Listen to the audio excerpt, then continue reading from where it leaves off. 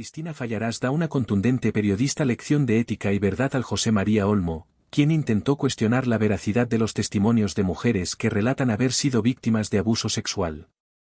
En una entrevista cargada de tensión, Olmo, al estilo de un periodismo de cloaca, insinuó que algunos de esos testimonios podrían ser falsos o motivados políticamente, dejando entrever una falta de respeto y credibilidad hacia quienes se atreven a hablar de sus experiencias de violencia. Ante esta postura, Fallarás, sin permitir que la duda Fallarás no solo defendió el valor de estos testimonios, sino que puso en evidencia la mentalidad de ciertos periodistas que, como Olmo, parecen incapaces de entender el compromiso y la honestidad detrás del activismo feminista.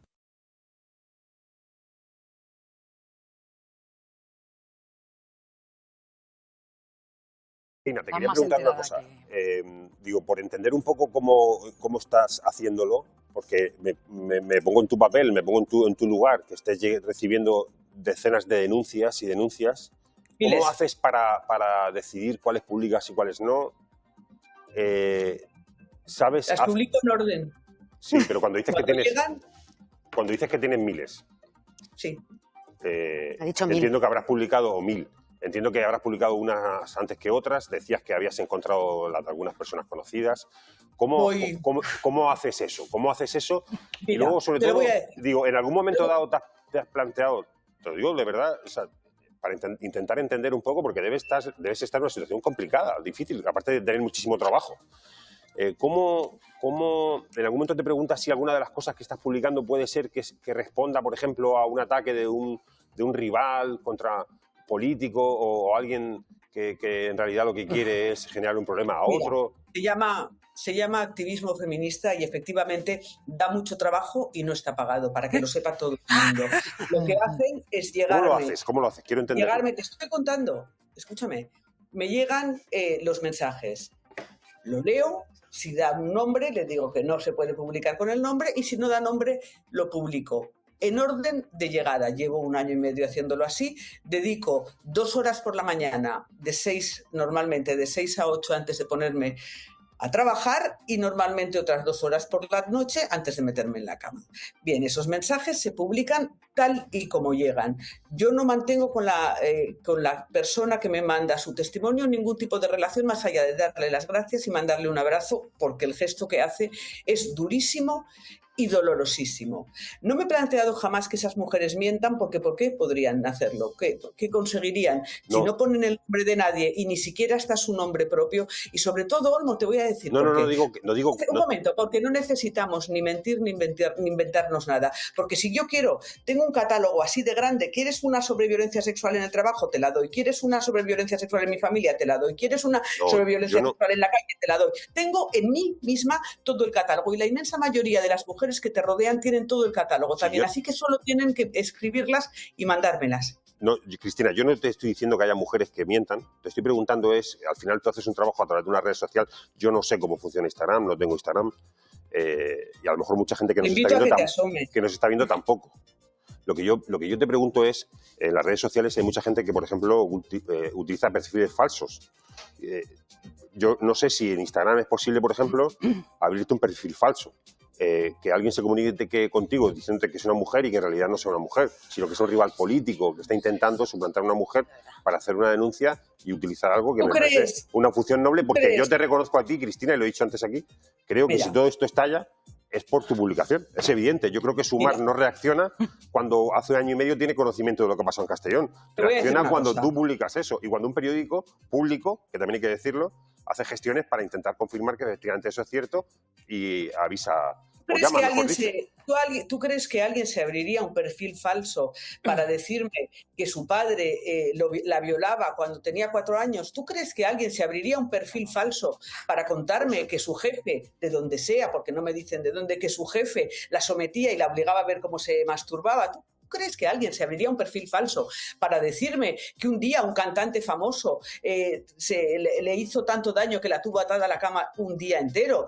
¿Tú crees que alguien perdería el tiempo en algo que no da ningún rédito, evidentemente, y que sin embargo a nosotras las mujeres nos da el rédito de saber que estamos construyendo una memoria colectiva de la violencia machista que jamás había existido, porque desde las instituciones y los medios de comunicación había sido hurtada y nos había sido hurtada, y además estamos teniéndola que hacer una a una detrás de otra? ¿Para qué habrían de abrir un perfil falso para eso? Y luego, más allá de eso, la base con la que yo trabajo es que aquella mujer que me escribe, yo sí la creo absolutamente, porque no me da nombres, porque no me da ni su nombre ni el nombre del agresor, porque lo único que quiere hacer es contar algo que le pasó para saber si a las demás nos pasaba lo mismo. Y, ¡oh, sorpresa!, nos pasa a casi todas.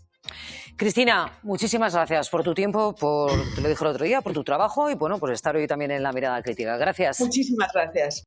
Que desde los comienzos de Podemos hemos sufrido todo tipo de agresiones donde el periodismo de las cloacas ha sido muy importante y usted lo conoce perfectamente porque forma parte de esas cloacas y usted es amigo de Villarejo y por tanto, como usted es amigo de Villarejo, forma parte de esas cloacas.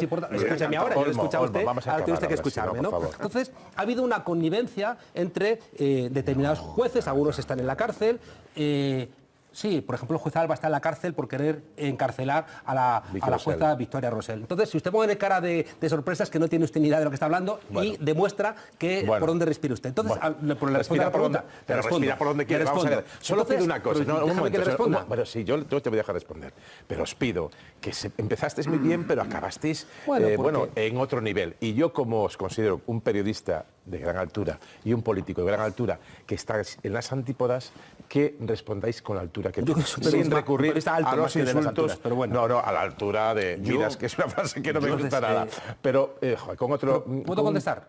Siempre, pero con un poco de sentidiño. Vale, pues un poco de sentidiño, contesto. Decía que desde los comienzos ha habido un intento de lo que se llama lawfare, donde la gente Podemos ha sufrido decenas de juicios, que al final se archivan todos. Quedan juicios que se archivarán. Es decir, uno de los juicios que tenemos pendientes, del juez Escalonilla, ha cerrado ya 8 líneas que abrió. Entre ellas cosas tan insultantes como el caso de la niñera, los sobresueldos, el mayor coste de la sede de Podemos, y las ha cerrado todas. A mí me falta para que la cierre que abra 4 correos. Lleva 2 años para abrir 4 correos. Habría que preguntarle, en este caso al juez Escalonilla, hombre, juez, usted podría abrir 4 correos y me ahorraría que un periodista insistiera en que yo tengo todavía algún juicio pendiente. El problema es que esos juicios han ido a prime time, han abierto los telediarios. Yo sí creo que lo llevaba pensando, incluso si fuera un movimiento táctico, que ese es un debate que podemos tener aparte, creo que es algo que ha meditado con tiempo. Lo que me sorprende también es verdad, es que Casa Real estaba más informada que el mismo Partido Socialista en algunos casos. Lo decía el presidente de Asturias, justamente en esta línea decía, bueno, también ahí explicamos un poco cómo se triangulan los poderes. Pero bueno, como decía, había una cosa que ha dicho Marc que me parece interesante, que decías, la carta no necesariamente va a generar solo empatía, sino que nadie sabe si también puede polarizar un poco más. Y que esto es verdad, porque yo creo que la carta en sí misma no logra nada.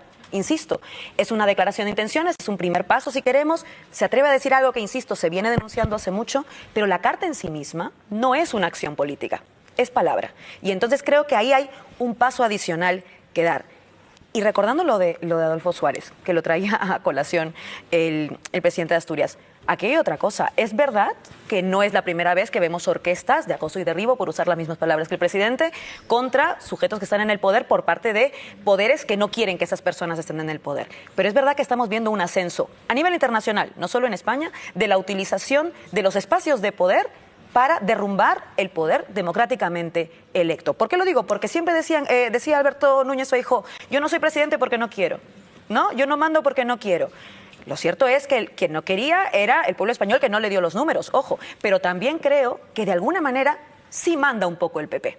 Y eso sí está quedando claro, porque existe un contubernio entre la derecha y la ultraderecha, pero que están en diferentes espacios del poder. Moncloa no es el único lugar donde se toman decisiones, diría yo que incluso es donde menos se toman decisiones. En el Poder Judicial se toman decisiones, en el Poder Económico se toman decisiones y en el Poder Mediático se toman decisiones. Y ya ni qué decir de los cuerpos y fuerzas de seguridad, que también tienen mucho poder y que también suelen estar vinculados más a este bloque que al bloque democrático. Y por eso creo que hay que hablar, insisto, Ferran, de las cloacas mediáticas. Tú me decías, no me parece serio hablar de cloacas mediáticas y denunciar a un medio.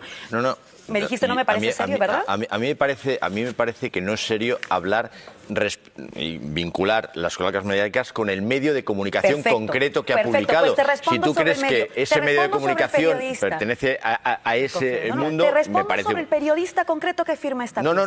No, hay que hablar del periodista y hay que hablar del medio. No, perdón, es que es muy fácil hablar del medio.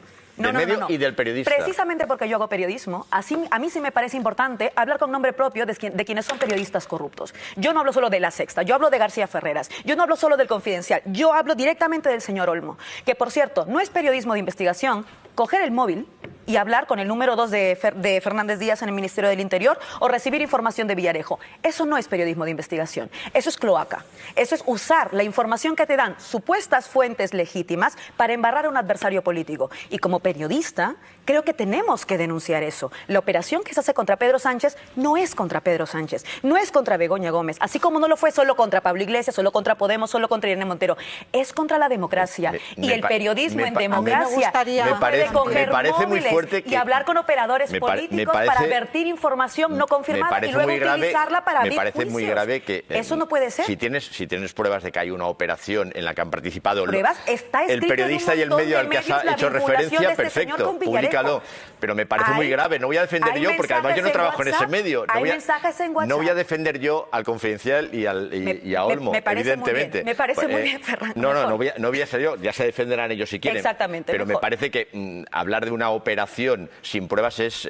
Sin pruebas no, que recibió información y que es interlocutor. Bueno, yo no voy a entrar en eso porque no quiero hablar de compañeros. No quiero hablar de compañeros. Yo sí hablo de los periodistas corruptos porque creo que le hacen daño a la profesión. Un momentito, porque vamos, nos están pidiendo...